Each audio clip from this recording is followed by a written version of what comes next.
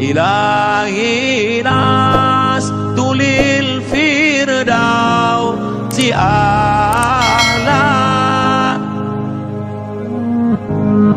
ولا أقوى على النار الجحيم.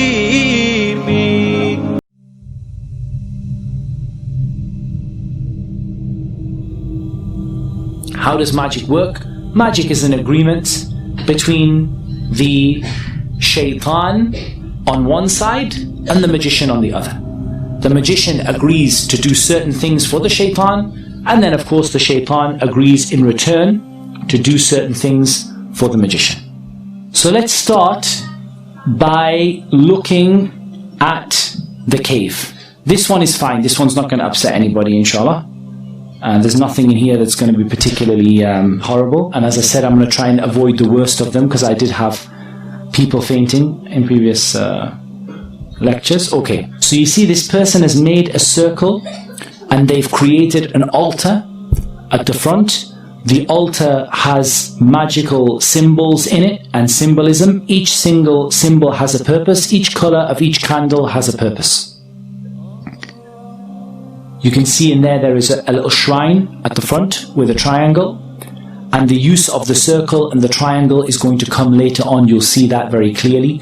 Each of those candles has a purpose and a reason, and what this person would be commanded to do would be to sit inside of the circle for a prolonged period of time in a cave. And this is just showing you the cave in which the person would be sitting. They're going to a place known for the possession of the jinn, known to be isolated.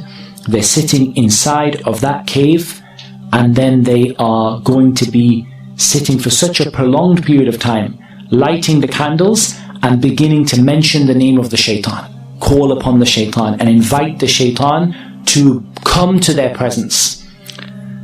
And they would usually be asked to relieve themselves in the same circle that they sit in and to sit in their own filth. But that's the lightest one. I thought I'd test your stomach first of all. That's the lightest one. Now let's go and have a look at what magicians do with the Quran. This is a public sewer. It's full of, waste and excrement. And they're trying to fish out something from the public sewer. And we're going to keep going. And the Shaykh, he climbs down into it, and this is what they pulled out of the public sewer.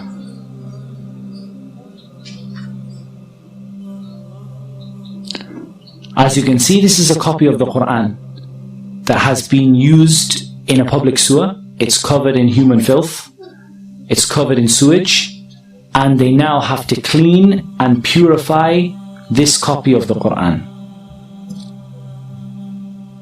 Just in case you thought that was a one-off, we'll show you another video. This one has 51 copies of the Mus'haf that have been disgraced by the magicians. As you can see, they are covered, these are all copies of the Quran. They are covered in knots. They are covered in filth inside of them. They're going to open one of them up. They're covered in pins like voodoo dolls.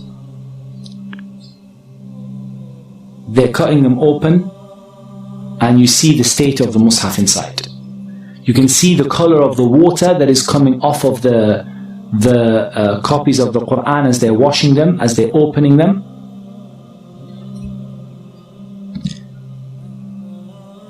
And they're washing them with rose water, and they're washing them with perfume in order to remove the excrement that was on them. And they were found in a toilet, in a public sewer. 51 copies of the Mus'haf.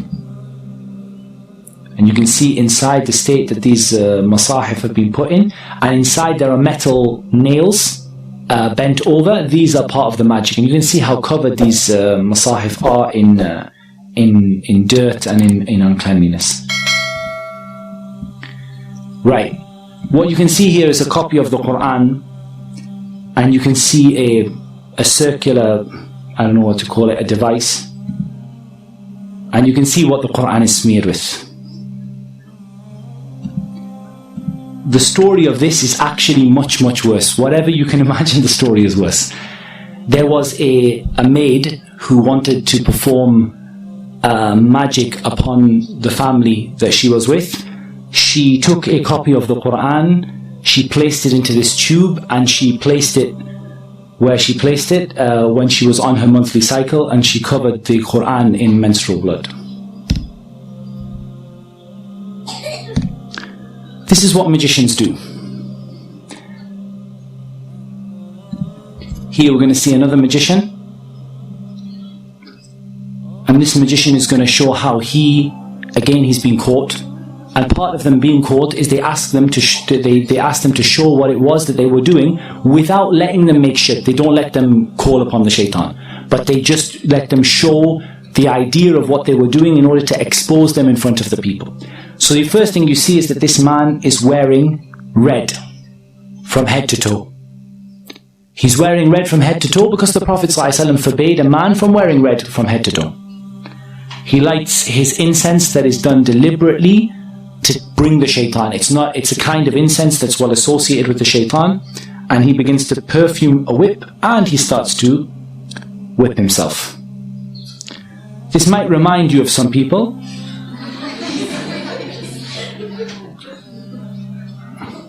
And I'll make no further comment than that.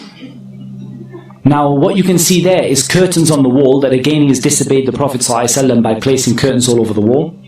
And what you see here is blood stains on the curtains. Now, what he would do is he would sacrifice a rooster. The rooster that's associated with the calling of the people to the Fajr prayer. They would sacrifice a rooster to other than Allah. To sacrifice a rooster to the shaitan, and then allow it to flap around the room, spreading the blood all over the walls. And then you would see what this person would do.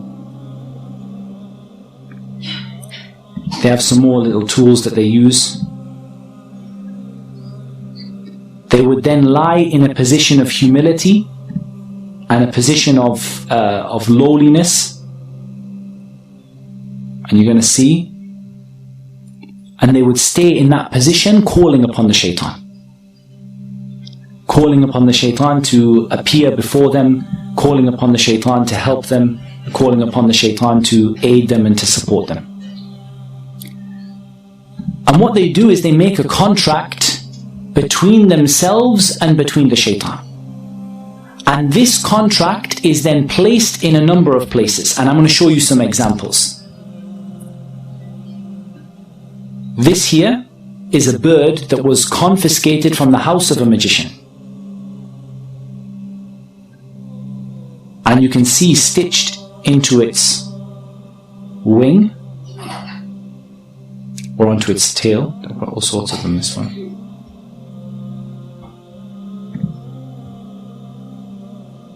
That stitched onto its wing, you have either a written piece of paper with the magic written on it, or you have various strings and threads that have been blown, the magic has been blown over them.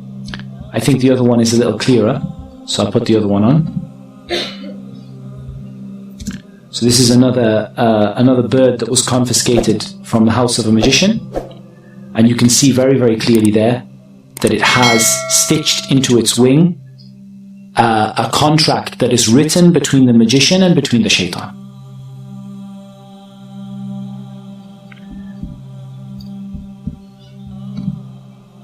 You also have an example of they're burying the magic in the graves.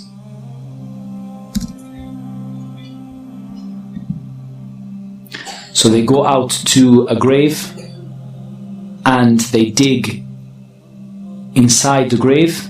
They've caught a magician, or they've been informed by a magician as to where the magic is hidden.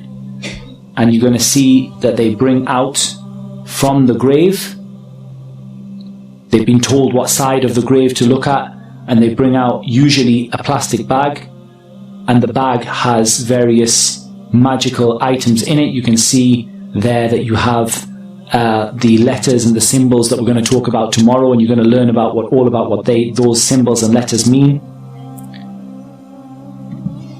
We'll show you another one that comes out of the grave.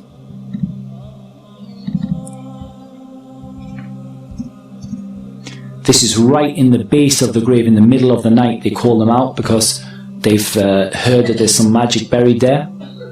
And they keep on digging and digging. And eventually they take out this pouch. And they start to open the pouch. And we're going to see what's in it.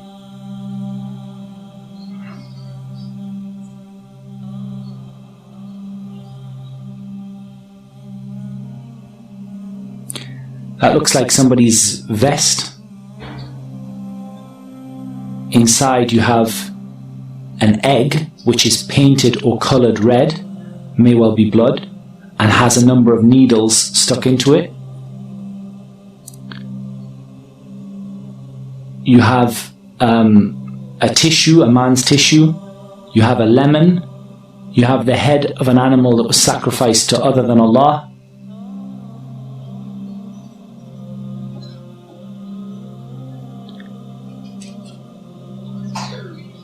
And it's not uncommon for them to put inside of the head of the animal some magic. And you have these writings, you have all sorts, it's covered in blood. You have a child's nappy in there. And you have a sanitary towel. And there's some Quran in there as well.